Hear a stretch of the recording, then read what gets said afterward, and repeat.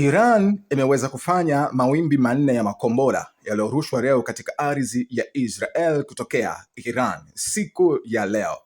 Si makombora mengi yaliyorushwa siku ya leo, ni takriban makombora 10 au ya juu zaidi kidogo. Baada ya kufuatilia kurushwa kwa makombora haya kwa wiki iliyopita, inaonekana kuna mabadiliko kidogo katika mbinu za makombora yanayorushwa machache kutokea katika taifa la Iran. Lakini madhara yake yamekuwa ni makubwa zaidi kuliko ya kipindi kilichopita.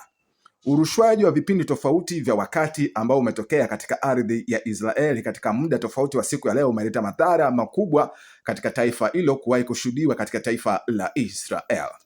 Leo ving'ora vya tahadhari ya uvamizi vilisikika kwa hadi dakika 40 katika baadhi ya maeneo ya Israeli.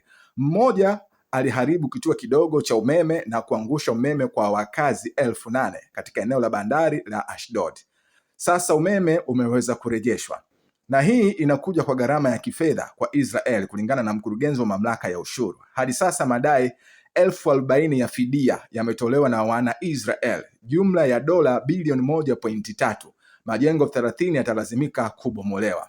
Hatujawahi kuona uharibifu mwingi na hasara kubwa namna hii, alisema mkurugenzi wa ushuru wa Israel. Irani imeendelea kufanya mashambulizi mazito siku ya leo katika anga yote ya Israel na kuleta uharibifu mkubwa kuwahi kutokea katika makazi na hifadhi za Israel.